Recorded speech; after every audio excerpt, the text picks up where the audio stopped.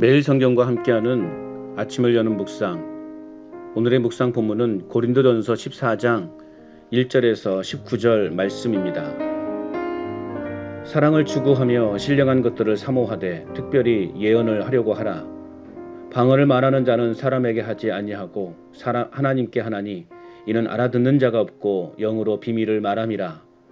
그러나 예언하는 자는 사람에게 말하여 덕을 세우며 권면하며 위로하는 것이요 방언을 말하는 자는 자기의 덕을 세우고 예언하는 자는 교회의 덕을 세우나니 나는 너희가 다 방언을 말하기를 원하나 특별히 예언하기를 원하노라.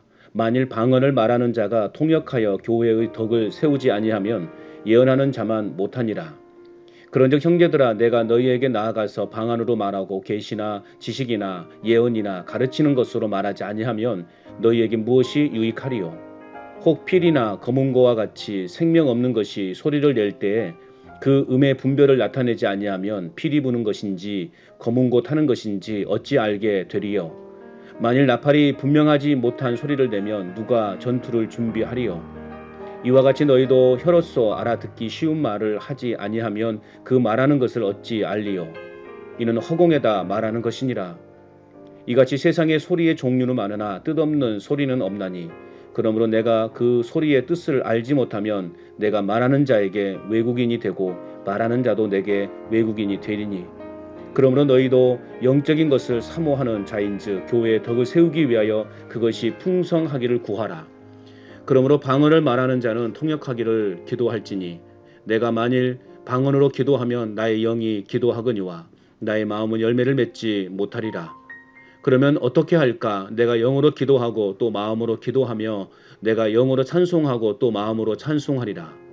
그렇지 아니하면 내가 영으로 축복할 때에 알지 못하는 처지에 있는 자가 내가 무슨 말을 하는지 알지 못하고 내 감사에 어찌 아멘 하리요. 너는 감사를 잘하였으나 그러나 다른 사람은 덕세움을 받지 못하리라. 내가 너희 모든 사람보다 방언을 더 말함으로 하나님께 감사하노라. 그러나 교회에서 내가 남을 가르치기 위하여 깨달은 마음으로 5마디 말을 하는 것이 1만 마디 방언으로 말하는 것보다 나으니라. 아멘. 오늘의 묵상 제목은 교회의 덕이 되는 은사를 사모하는 삶입니다. 신령한 것들을 사모하되 교회와 타인에게 덕이 되는 은사를 사모해야 합니다. 그렇다면 바람직한 은사의 활용은 무엇입니까? 첫째는 1절에서 5절입니다. 공동체에 유익을 주는 은사 활용이어야 합니다. 13장의 결론으로 사랑을 추구할 것을 권면한 바울은 이제 신령한 은사를 사모하되 특별히 예언하기를 간절히 구할 것을 당부합니다. 방언도 물론 귀한 은사이지만 공동체를 위한 것은 아닙니다. 은사는 공동체의 덕을 세우며 권면하며 위로하는 것이어야 하는데 그러한 점에서 방언은 자기의 덕을 세우고 예언은 교회의 덕을 세우기에 예언하기를 원한다라고 말하고 있습니다. 그렇다고 방언의 은사를 무시하거나 폐지하려는 의미는 아닙니다. 다만 바울은 교회의 유익을 위해 예언의 은사가 더 유용함을 말하고 있는 것입니다. 다시 말하면 은사의 우열이 아니라 은사의 역할과 기능적인 면을 강조하고 있는 것입니다. 교회 공동체를 건강하게 세워나가기 위한 은사의 활용은 무척 중요합니다. 자신들 안에 있는 은사들이 교회에 덕을 끼치고 성도를 권면하고 위로하는 일에 사용되고 있는지를 점검해 보아야 합니다. 사랑이 없으면 아무것도 아니요. 아무 유익이 없는 것처럼 아무리 뛰어난 은사를 가졌다 할지라도 교회 공동체에 유익을 주지 못하면 개인의 신앙 성장에는 도움이 될 수 있겠지만 교회 공동체를 위해서는 좋은 은사가 아닙니다. 여러 사람들이 모여 통성으로 기도를 하는데 처음부터 끝까지 방언으로 기도하는 사람이 있습니다. 그 자체를 놓고 잘못되었다는 말을 하고 싶은 것이 아니라 혹시라도 다른 사람이 기도하는 것에 방해가 된다면 기도의 스타일을 바꾸는 것이 좋지 않을까 하는 생각을 가져봅니다.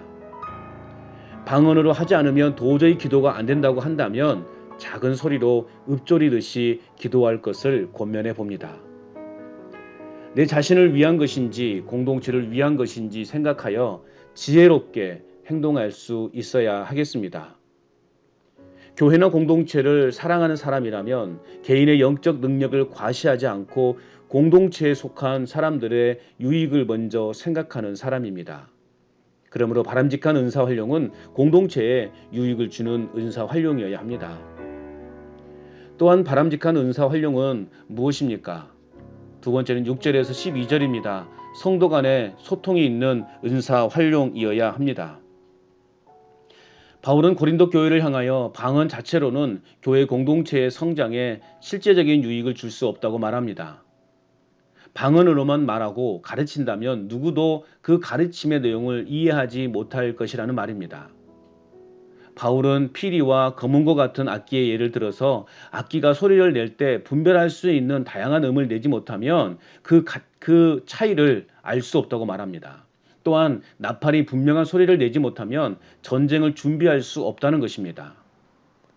분명한 소리를 내지 못하는 악기나 나팔처럼 고린도 공동체도 알아듣기 쉬운 말을 하지 않으면 무엇을 말하는지 알 수 없어서 허공에 말하는 것과 같다는 것입니다.